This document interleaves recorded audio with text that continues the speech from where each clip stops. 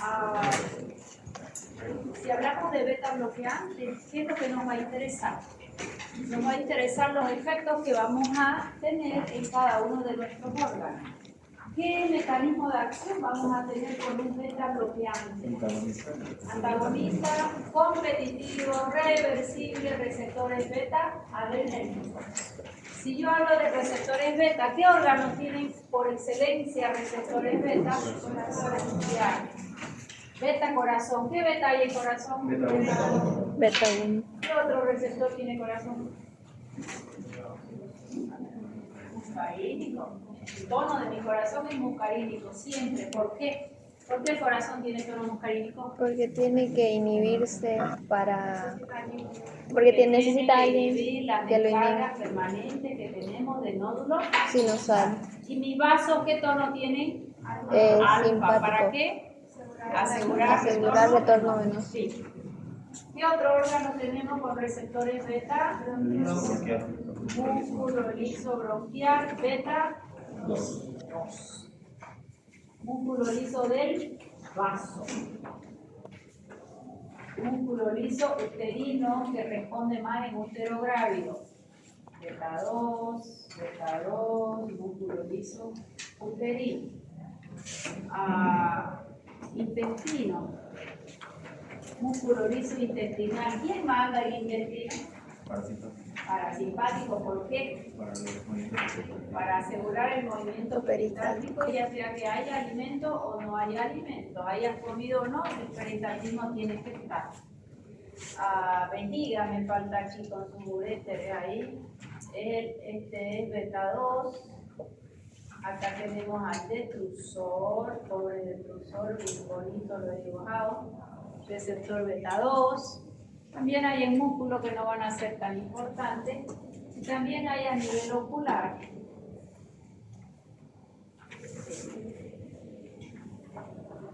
Recordar siempre nuestra lemotecnia el hígado falta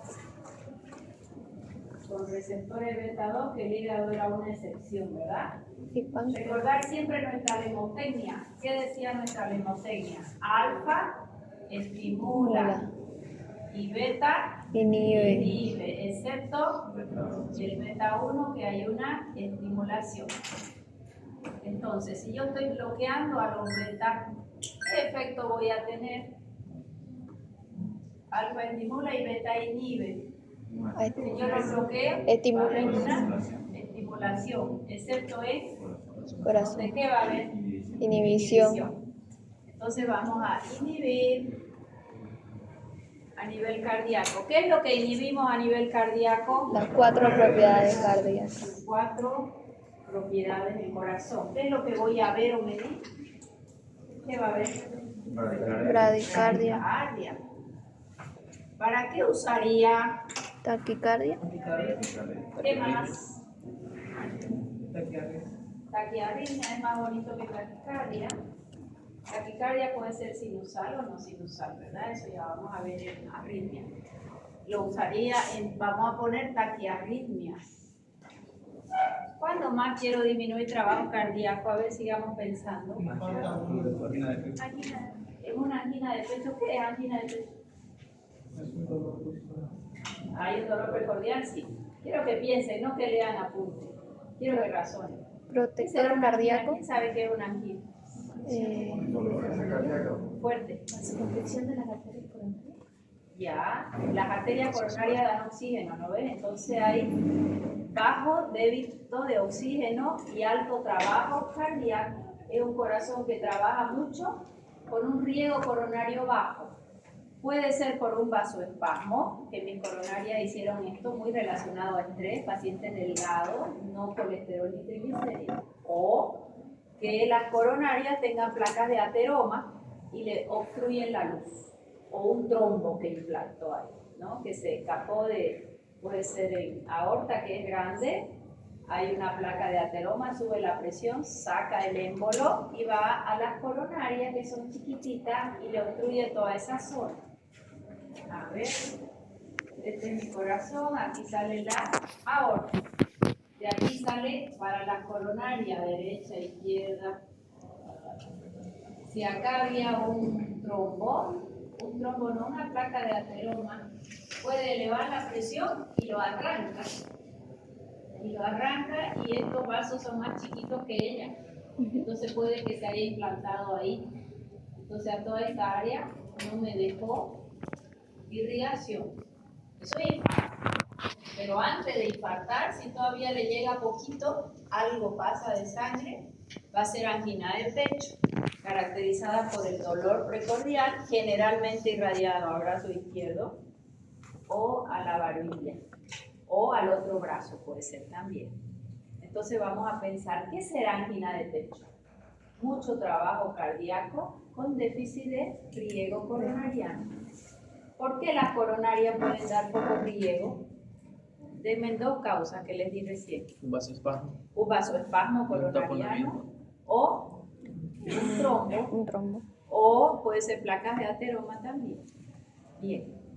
Si ese corazón está trabajando mucho y está con baja irrigación, mucha demanda de oxígeno y baja oferta, ¿qué hago con ese corazón? Si hay baja oxigenación, ¿qué tiende a hacer mi organismo?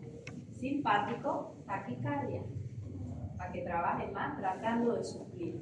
Entonces, un paciente con su crisis de angina es taquicárdico. Fármaco de lujo, sí, beta bloqueante. O sea que vamos a poner angina de pecho. Pero ¿qué es lo más importante? ¿Bajarle el trabajo o dilatar coronaria?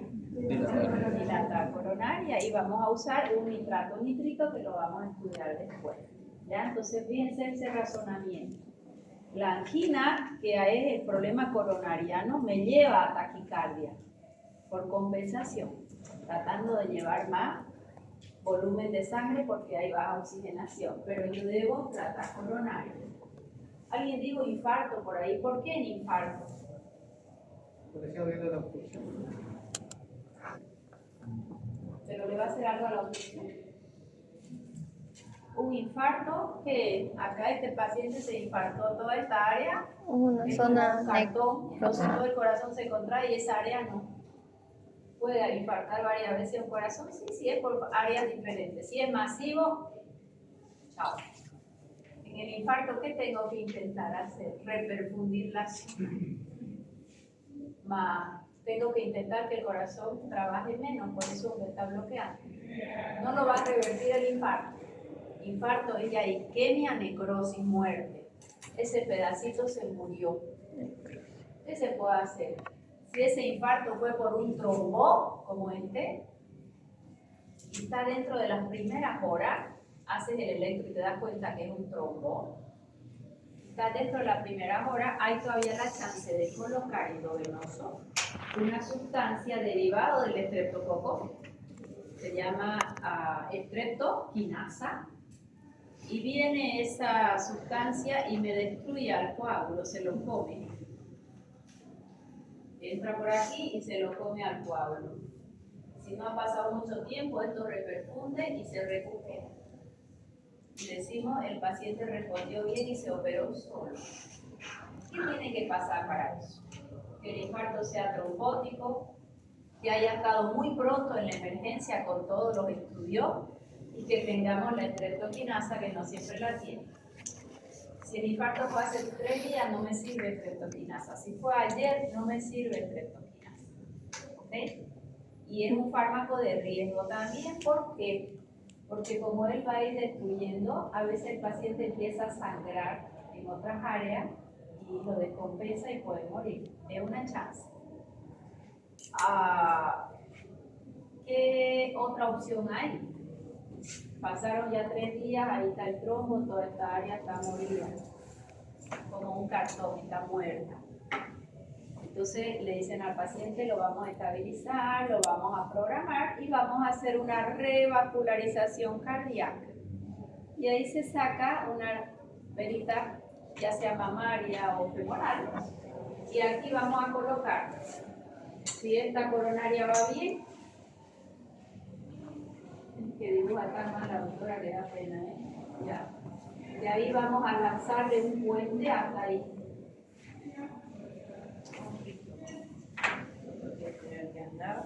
Sí.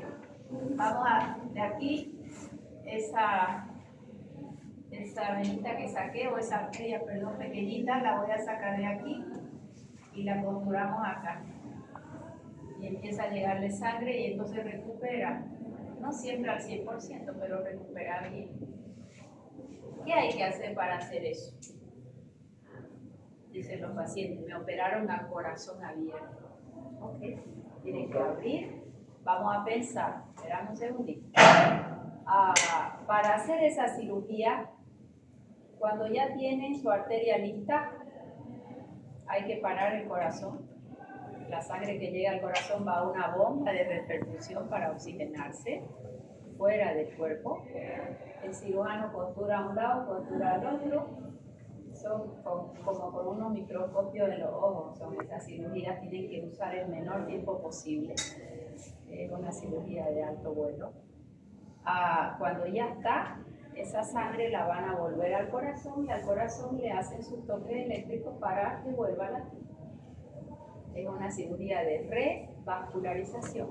Pueden hacer un puente, 2 puentes o 3 puentes según la necesidad. ¿Se entendió? Entonces, cuando es reciente el infarto y bien diagnosticado y es trombótico, tengo la chance de hacer una reperfusión ahí con estreptoquinasa. Si aquello no va y ya pasó un tiempo, habría que hacer una cirugía de revascularización, que tiene su riesgo, ¿no? Alto. Ese paciente, cuando esa sangre vuelve al corazón y funciona, la presión se cae y entran en shock cardíaco. Y ahí es que usan noradrenalina para no afectar el corazón y solo subir presión. Porque a ese corazón me conviene, recién operado, que estimular no se nos va a ocurrir. Incluso se beta bloquea, recién operado. ¿Okay? ¿Qué otra chance hay? Si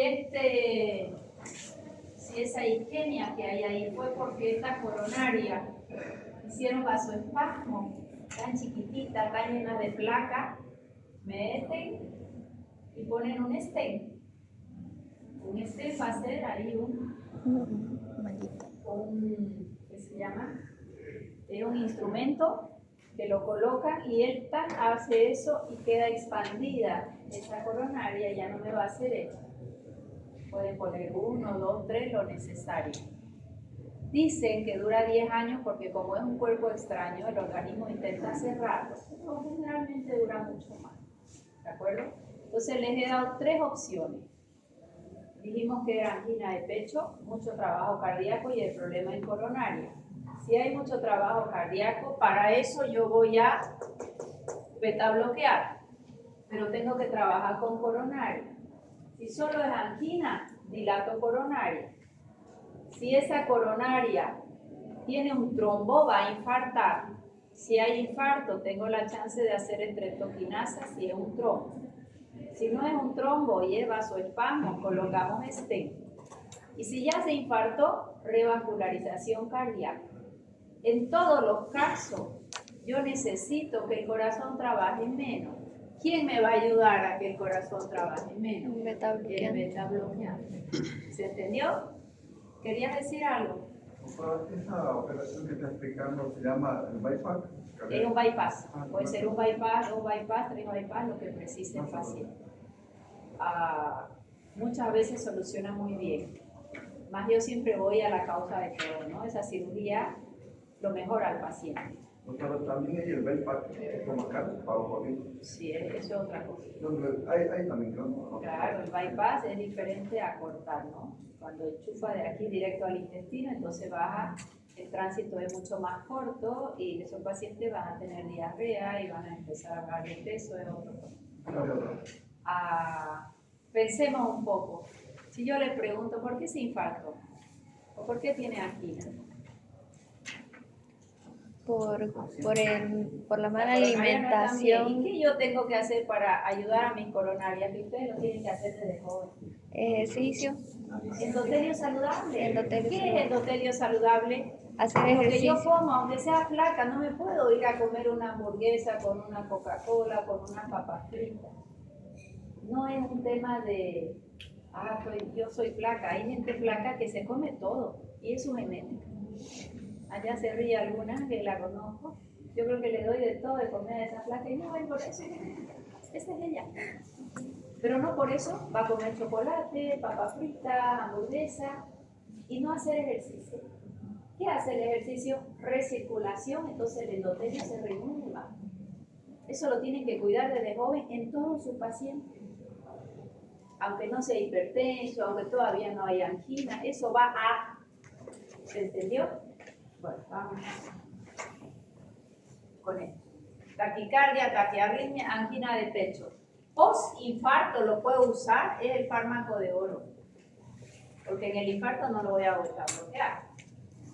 Tengo que atender el infarto, dilatar la coronaria, es más importante que bajar el trabajo cardíaco y ya voy acoplando mi vena.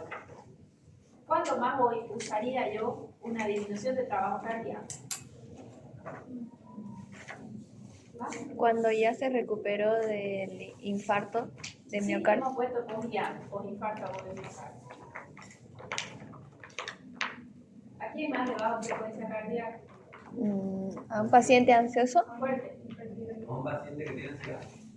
Ansiedad, ya, yo lo uso mucho en ansiosos bajita dosis, ya les voy a mostrar cuál. ¿Por qué se caracteriza el ansioso? Cuando el ansioso, la ansiedad es buena, ¿eh? La ansiedad me mueve a hacer las cosas. Hoy qué día frío, está lloviendo, pero tengo que llegar a mi clase. Y esa ansiedad te mueve y es buena. Pero cuando la ansiedad no es buena, cuando el paciente consulta por ansiedad, ¿quién te dice, soy ansioso, así a la entrada? ¿Qué siente el paciente? ¿Por qué ella le molesta su ansiedad y no lo deja vivir en paz? Taquicardia. Temblor, sudoración, a veces intensa dormir y no logra, entonces está preocupado, no logra enfocarse en lo que tiene que hacer y todo le preocupa. ¿Qué es ansiedad? Exceso de futuro. Estoy pensando, ahora voy a salir, pero seguro que cuando salga no va a haber micro y seguro que cuando yo salga va a llover y si va a llover voy a llegar mojado y si llego mojado yo me voy a enfermar y siempre me da tos y me da rinitis y a la noche no puedo respirar.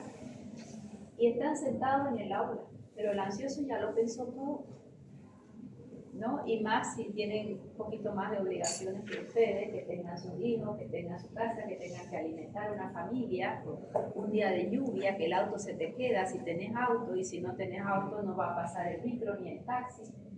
Y está permanentemente pensando en un futuro que todavía no existe. ¿Se entendió? Cuando eso no te deja respirar en paz, es una ansiedad ya patológica. Y el ansioso tiene todo el sistema simpático activado, los ojos están alerta, no se le escapa nada. Siente, ya se acostumbró, a veces siente un poco más, me golpea el corazón, doctor. ¿Y qué viene después de esa ansiedad intensa? Crisis de pánico. Va a cruzar la calle y se queda paralizado. He tenido gente de ansiedad muy alta o de estrés muy alto que iba manejando, había un petrolero, tan bueno el hombre que se lo llevan a alta mar 3 semanas y lo devuelven a su casa cada 2 semanas.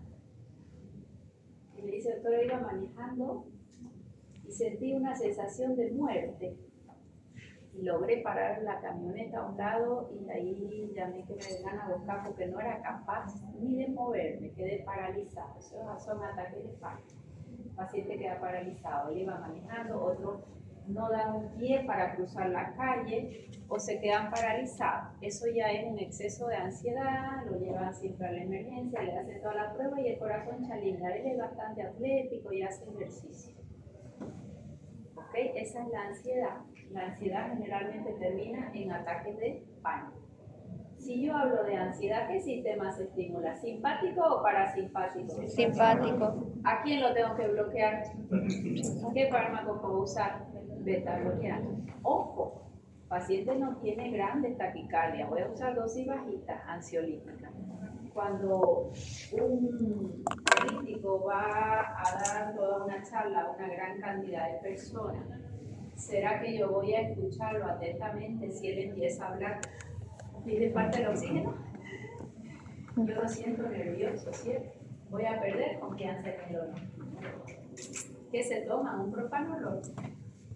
Entonces le bloquean sus receptores beta y aunque haga un esfuerzo, el corazón no va a ir más rápido porque está bloqueado, aunque haya mucha noradrenalina que él necesita para transmitir esa noradrenalina.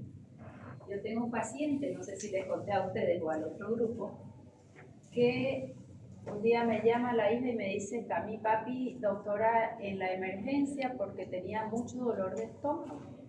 Me voy para allá porque son gente cercana y él se quería ir, me dice, toma una manzanilla de casa, ya estoy mejor.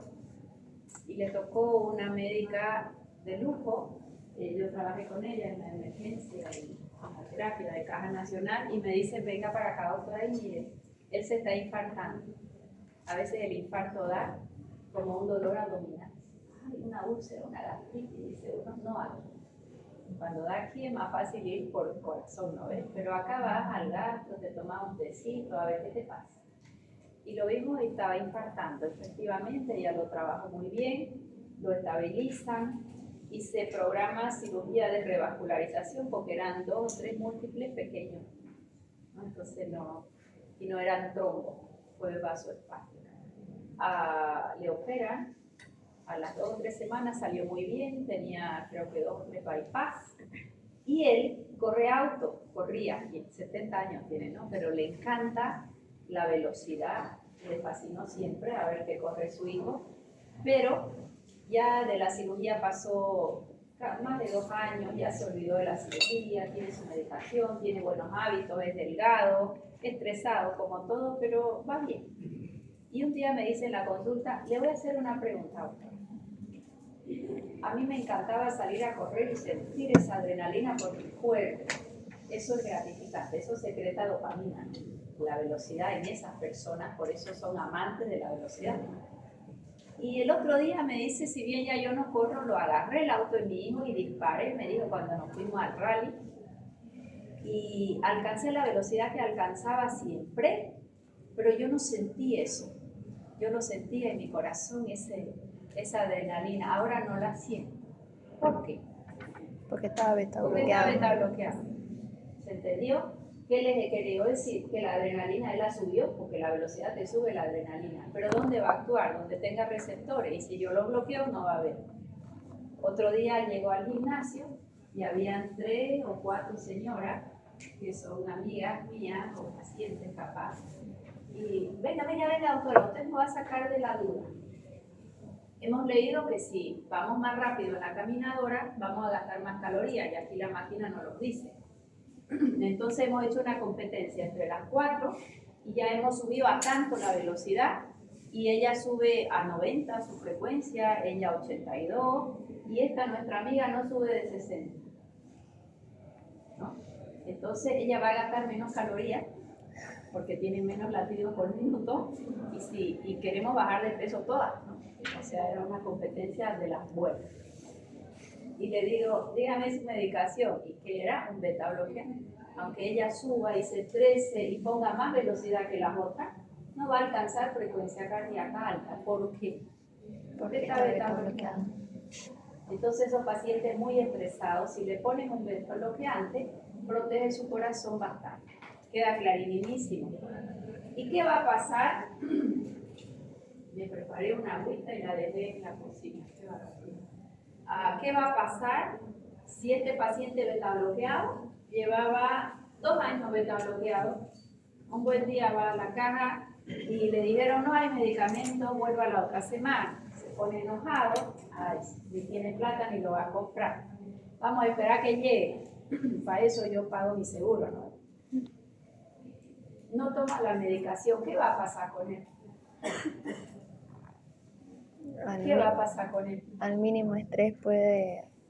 Esos receptores estaban bloqueados mucho tiempo. Dejó de tomar. ¿Qué pasa con esos receptores que los bloquean? Se hace silencioso. Se encienden como mariposa y tras que hay un poquito de noradrenalina, todos responden. ¿Y qué riesgo hay? De que suba. Hacer taquicardia, angina de pecho. ¿Puedo yo retirar un beta bloqueante rápido de un plumazo? No. Si lo vamos a retirar porque vamos a cambiar la estrategia terapéutica, vamos bajando en cola de ratón. Si tomaba carvedilol 25, vamos a ir bajando 12.5, 2, después 6.25 y lo hacemos en 2 a 3 semanas. ¿Por qué? Porque los receptores que están bloqueados quedan súper sensibilizados. ¿Se entendió? Bien. Otra aplicación, dijimos FOSIAN, angina de pecho, me dijeron ansiedad. Ojo, no es que a cualquier ansiedad la van a beta bloquear, ¿ya? Y vamos a usar dosis bajita y primero vamos a estudiar al paciente. ¿Y qué es importante en un paciente? No lo tienes que escuchar, porque si lo escuchas, te vas a dar cuenta del origen de su ansiedad. Y eso hay que trabajarlo. ¿Sí? Eso hay que trabajarlo. Yo a veces recibo pacientes que traen una carga emocional pesada, ¿no? Que tío, el nieto, el bisnieto y el otro y el vecino más, ¿no? Porque son esas personas que van acumulando. Y una vez empiezan a hablar y se desahogan, te toman la presión de nuevo y están bonitos. Entonces ahí tienes que trabajar un poquito en irle cargando esa mochila y vivir más tranquilo porque lo que tiene que pasar va a pasar. Es que mis papás son viejitos y que tú estés ansiosa no le vas a dar más años de vida.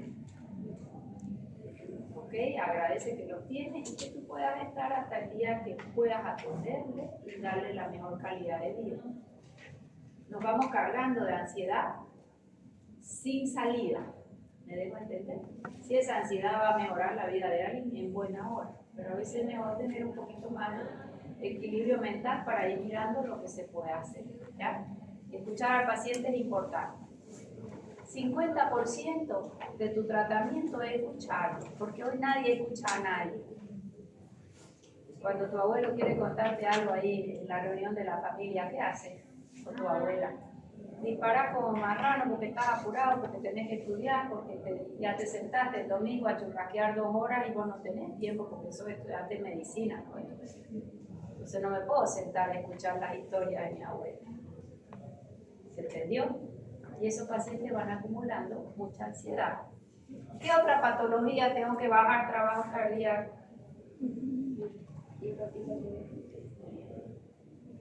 Hipertiroidismo. ¿Cuál es la clínica de un hipertiroidismo? Taquicardia, sudoración. Viene el paciente por insomnio y porque siente que el pecho le golpea. Tan alta es la taquicardia que siente. Yo no era así, doctora. Y me acuesto y no duermo y me despierto y voy a sobresalto. Ese es un hipertiroidismo. El hipertiroidismo aumenta el trabajo metabólico y el beta bloqueante lo va a disminuir, pero no lo va a tratar.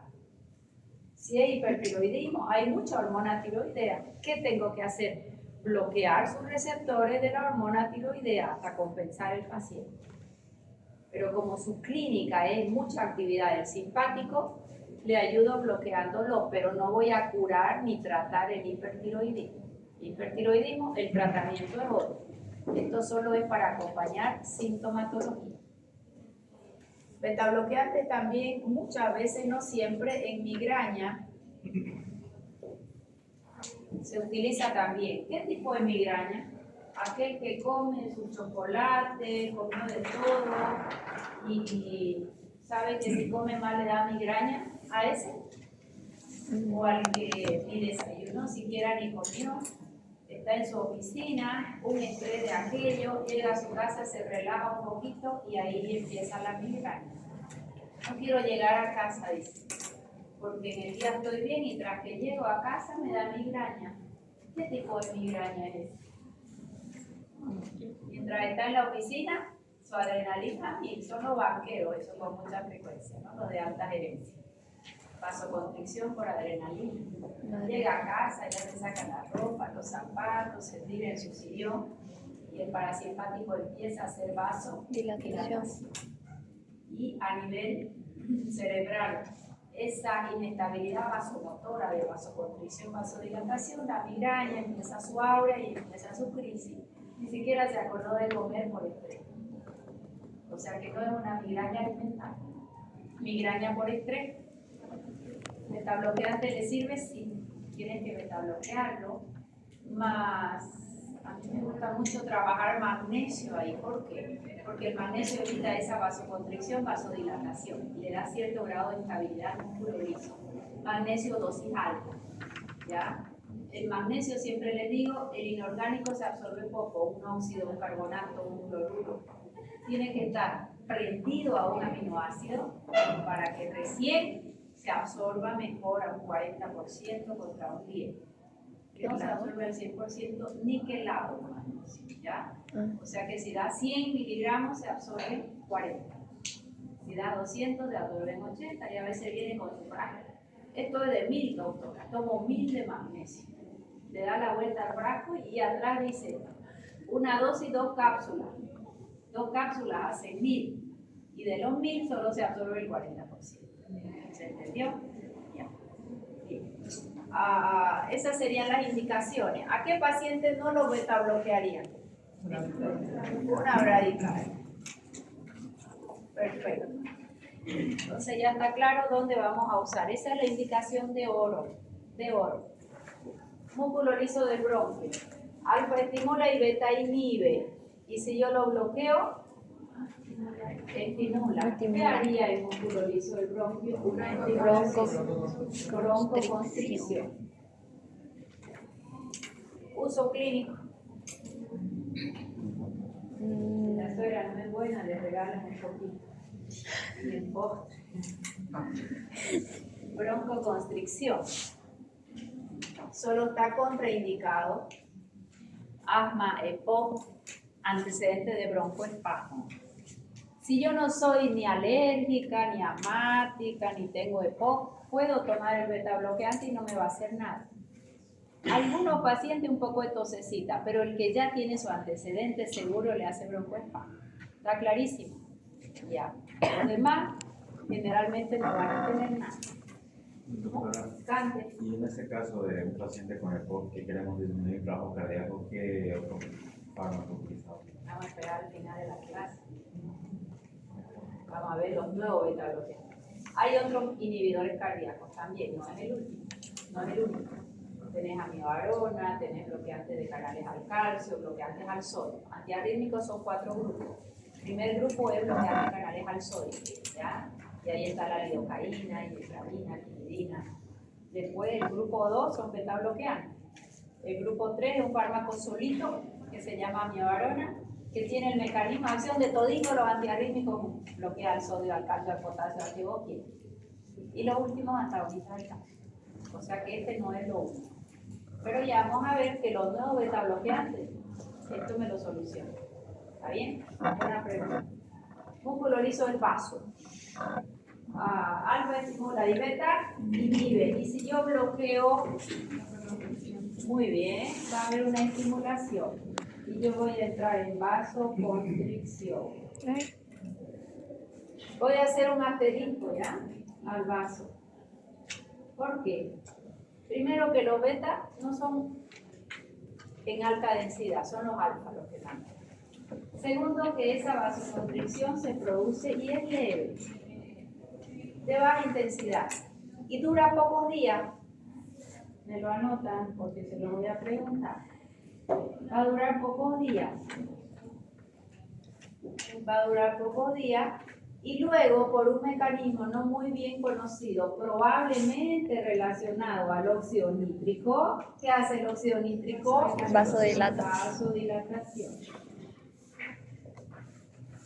Disminuye resistencia periférica del vaso, disminuye presión arterial, convirtiéndose en antihipertensivo de primera elección.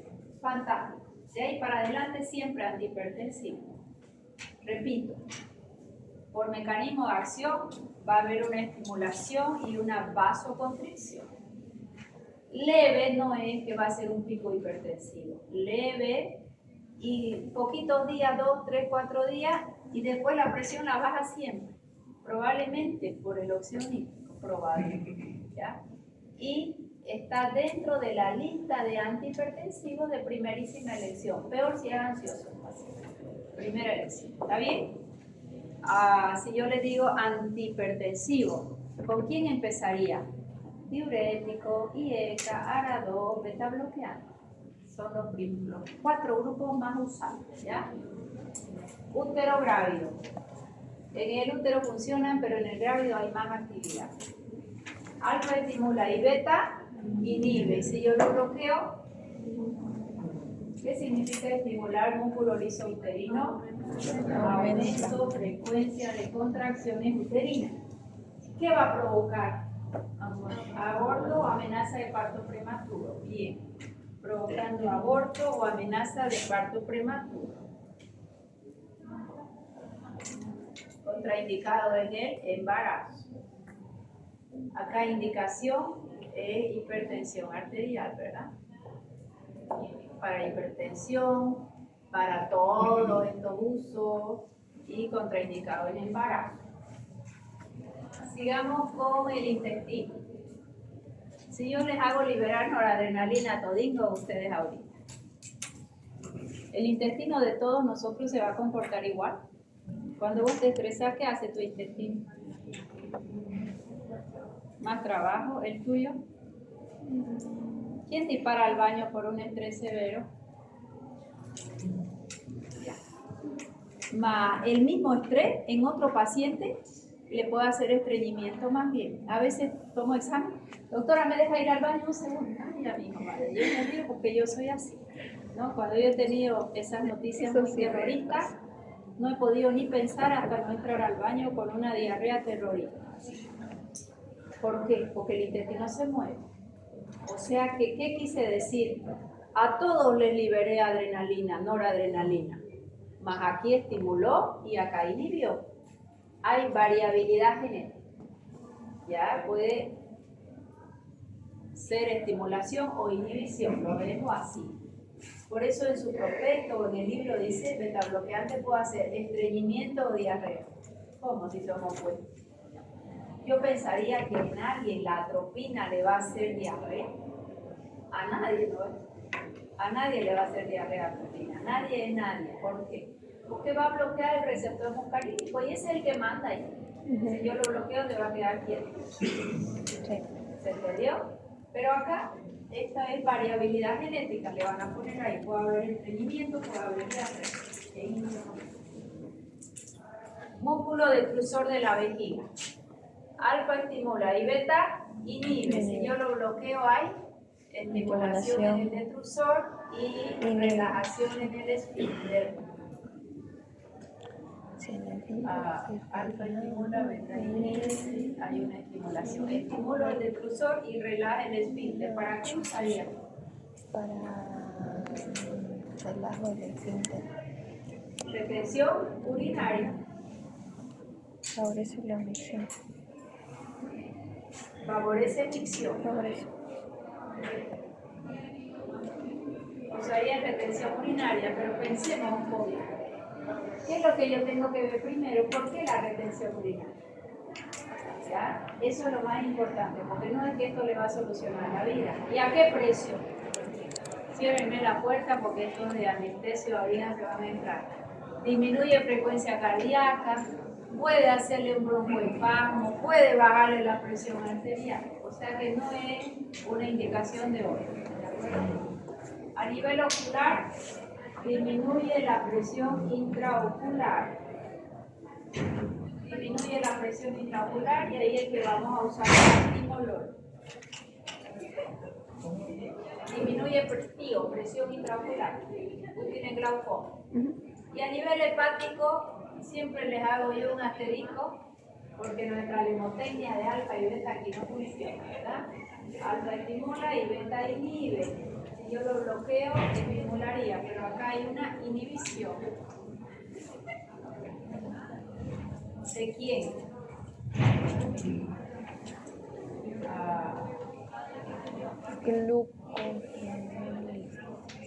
Glucoenólisis. Inhibe glucoenólisis. O sea que no me va a largar glucosa a sangre. Y si no me larga glucosa a sangre, ¿qué va a pasar en sangre? Hipoglucemia. Hipoglucemia. ¿En quién deberé tener precaución? En el diabético medicado. porque el diabético medicado que estamos intentando bajar glucosa, esto puede aumentar. Probablemente haya que bajar su medicación. La hipoglicemia es muy compleja de manejar cuando es importante.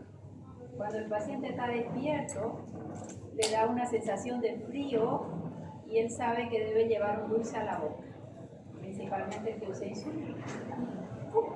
A veces así es el paciente con la medicación, pero no con su comida. Y si comiste y lo que hacía el fármaco era estimular al páncreas para que dé insulina, comió no, pero mi medicación la tomé.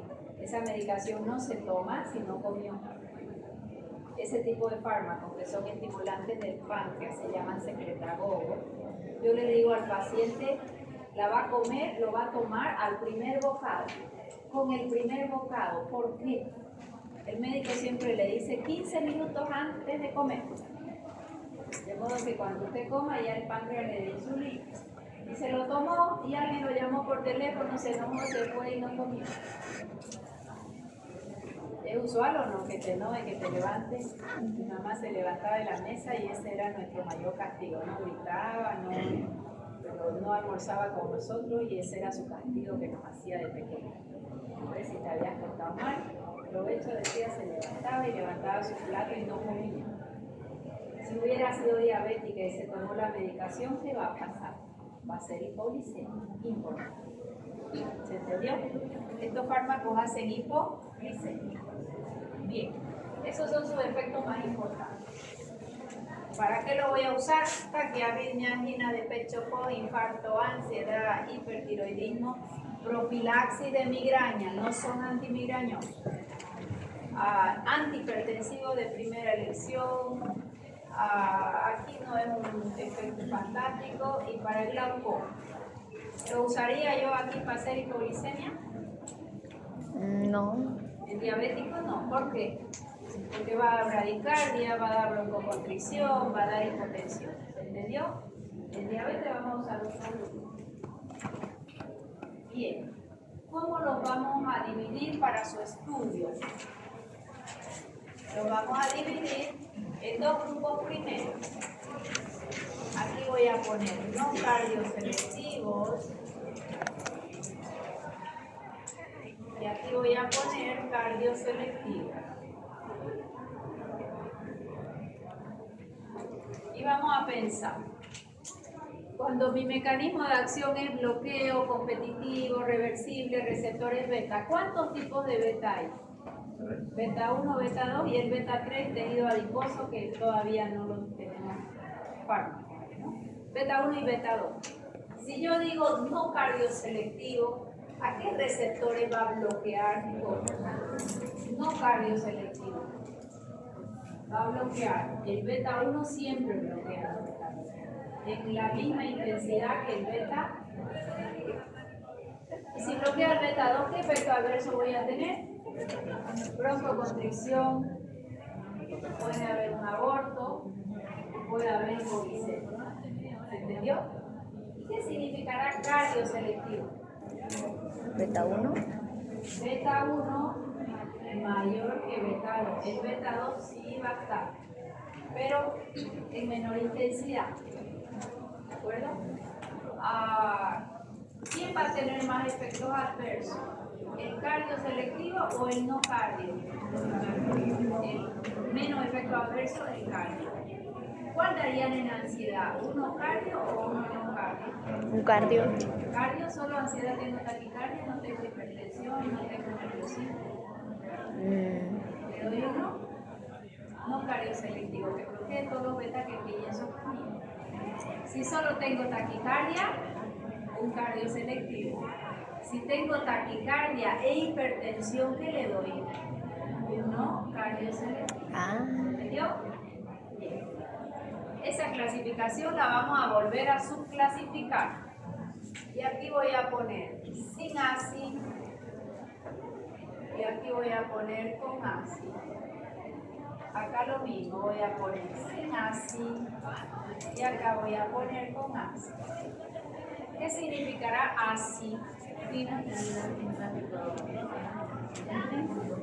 ACI significa acción, simpático, mimética, intrínseca. Eso significa la sigla.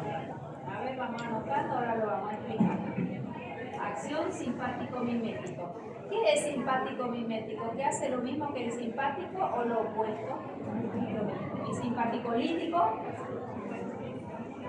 Acción simpático-mimética intrínseca. Eso es así. Ahora vamos a pensar. Tengo mi paciente A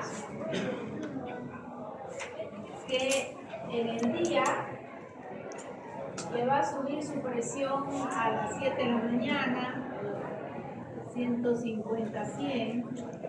Este tiene angina de peso, ¿ya?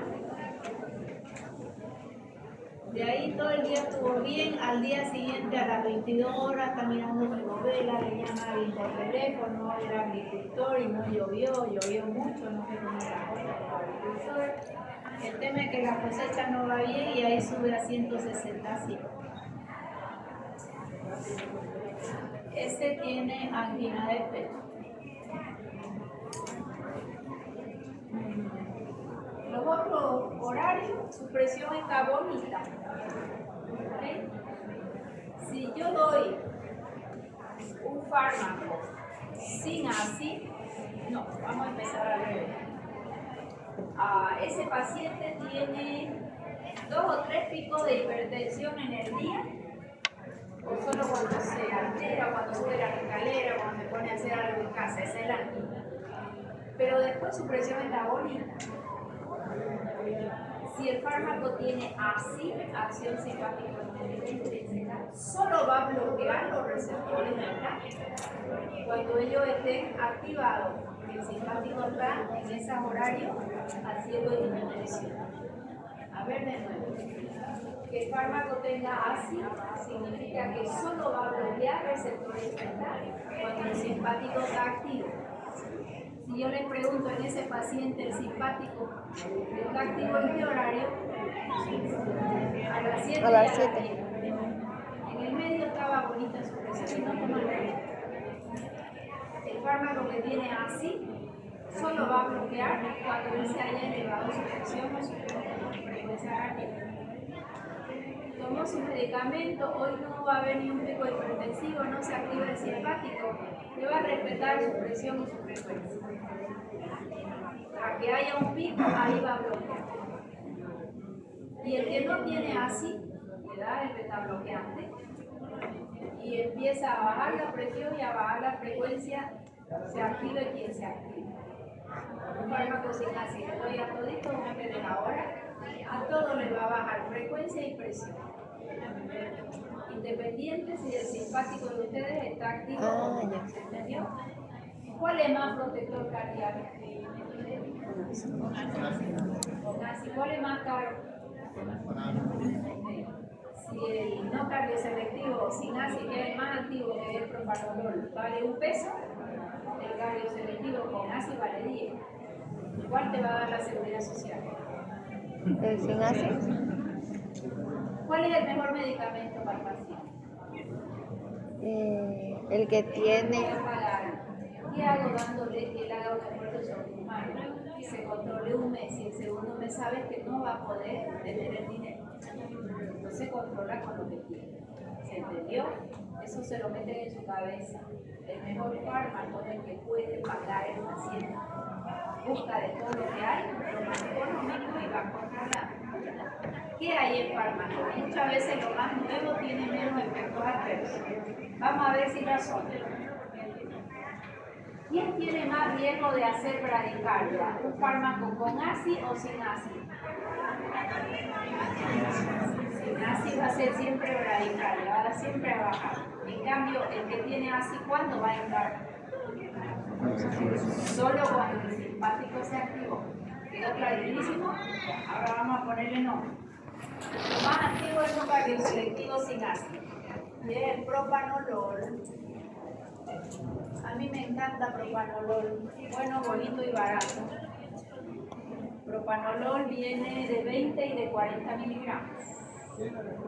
Si ustedes me preguntan a qué dosis lo uso como ansiolítico, pongo 8, si Si es gordito el paciente, 10, no más. Una dosis casi subterapéutica, pero la ansiedad la controla bonito cuando hay taquicardia.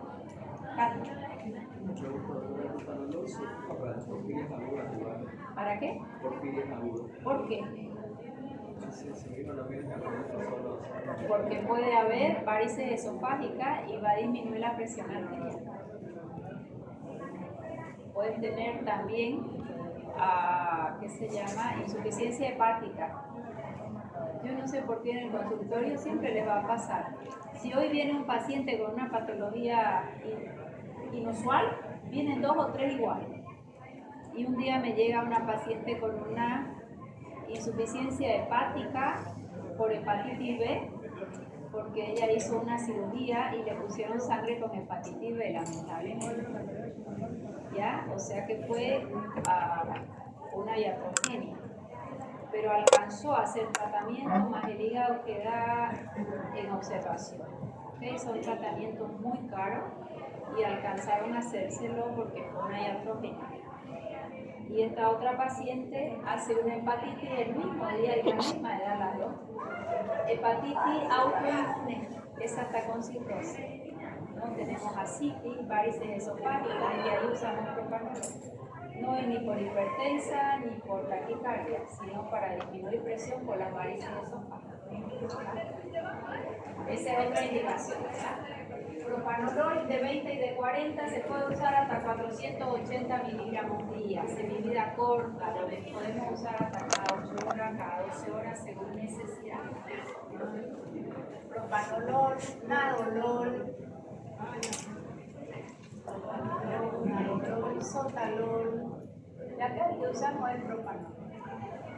20-40 miligramos hasta 480 miligramos día, semivida corta. Luego, este no cardioselectivo, que va a bloquear beta 1 y beta 2 y no tiene ácido, o sea que el receptor que sí ya lo va a bloquear. El PEO no activado el simpático, mayor riesgo de bradicardia, mayor riesgo de broncoconstricción. Cardioselectivo sin ácido, este fármaco también es de oro. Atenolol, el atenolol también es económico, también es activo, principalmente el bloqueo beta y un poquito menos de broncoespasmo, pero todavía si eres asmático o tiene poco paciente puede desarrollar. Atenolol, y este viene atenolol de 50 y de 100 miligramos, puedo usar 25, puedo usar 12.5 cada 12 horas. Atenolol y metoprolol. Ese a veces viene en ampollas, cuesta conseguirlo, pero en ampollas para un infarto o infarto de la hora. Luego tenemos cardioselectivo con ACI, el acebutolol, que viene de 200 y 400 miligramos. Este es un chiche, es cardioselectivo, solo va a bloquear los beta 1 y tiene ACI. Cuando él se le dé la frecuencia, supongo también es más importante. Y estos no cardioselectivos con ACI, siempre mi sigla es QUOR. Es el alprenolol, pindolol y osprenolol. Esa remonteña de cuando estudiaba alprenolol, osprenolol. Y cardioselectivo sin ACI, aquí falta el bisoprolol. El bisoprolol viene de 1,25, muy usado, de 2,5 miligramos, de 5 y de 10 miligramos. Bisoprolol. Hay muchos más porque cada vez hay nuevos, pero le cambian muy poquito en su estructura y te lo venden como lo último y está dentro de la misma clasificación que los otros. Mi vida más larga, más corta, esta encima lo biotransforma o aquello. Esas son las diferencias. Y hasta ahí sería la clasificación de beta bloqueantes. Pero de pronto siguen investigando y aparecen los llamados nuevos beta bloqueantes.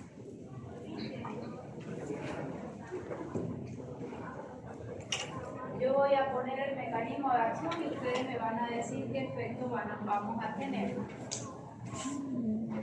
Beta 1 bloquea.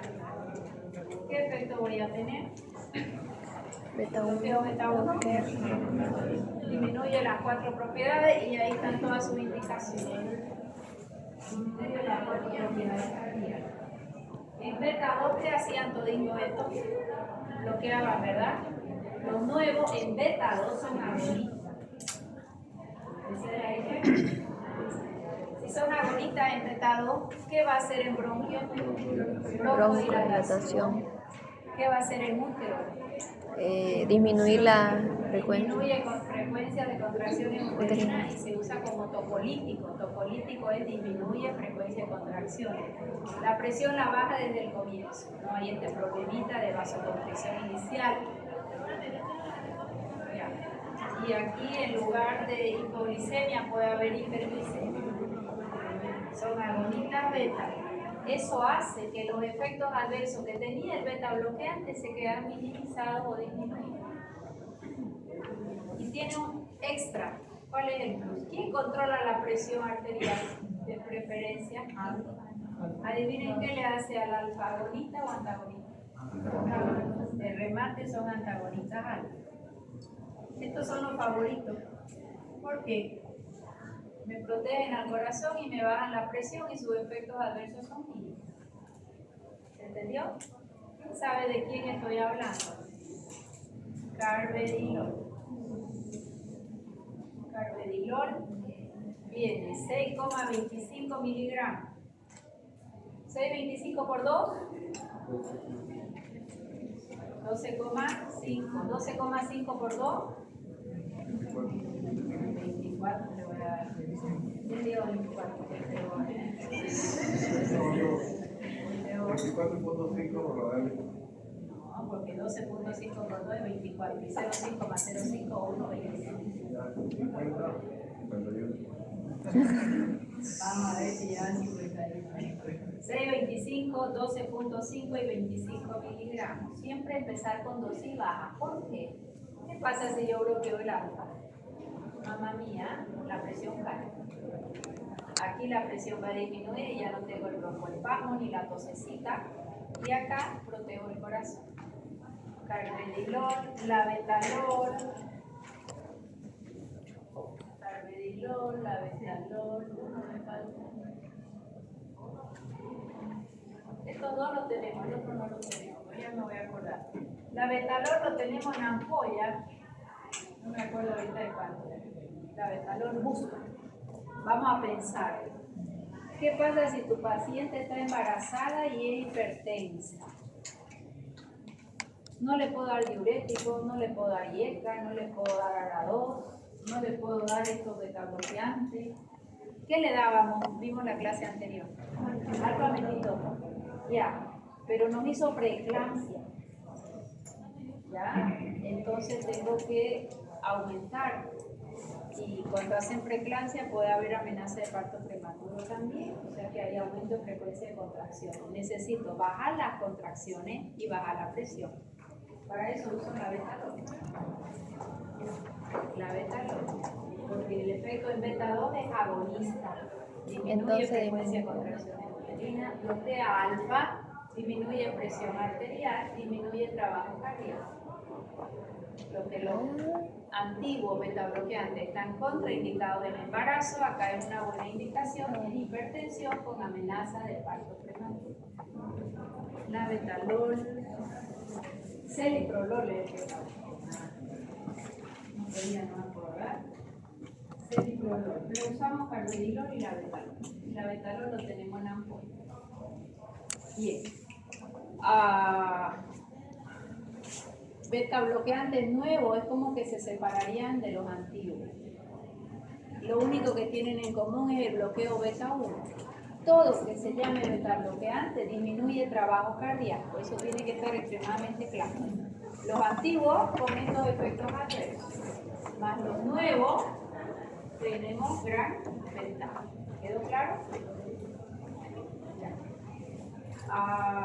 El día de mañana tiene el examen escrito de qué todo lo avanzado más vamos a hacer el uso de las vasoactivas Va a ser escrito porque me tienen que solucionar un paciente que use una vasoactiva, ya sea dopamina, dopamina, adrenalina, cualquier vasoactivo. ¿Ok? Lo que hemos hecho en la anterior clase. Hacen su dilución y de la dilución me dosifican al paciente. ¿Ya? Eso va a ser y eso va a ser en la carilla del examen y en la parte de atrás seguro les va a tocar cualquier grupo farmacológico. Clasificación, mecanismo de acción, indicaciones, reacciones adversas. ¿De qué, profesora? Agonistas muscarínicos, antagonistas muscarínicos, vasoactivas, agonistas alfa, tópico, local, sistémico, agonistas beta 2 mayor a beta 1, agonistas alfa 2 y mixtas, que es las antes. Beta-bloqueantes no. Siempre es de la semana anterior. ¿Okay? Entonces yo le voy a esperar a las 3 y voy a evaluar escrito esta vez. Pueden ir haciendo sus copias y al que le pillo copiando está muerto por el resto del día. ¿Está bien? Yo tengo una pregunta de los problemas que íbamos a hablar hoy día sobre que jueves no quiero pasar la clase práctica. El jueves yo entro en congreso el miércoles hasta el sábado a la tarde, tengo una exposición. No les voy a dar a los del jueves, no se preocupen, los del jueves, el otro jueves voy a organizar. ¿Ya? ¿Y cuándo les devuelvo la clase? Fíjense qué día es, 27 de mayo, Día de la Madre.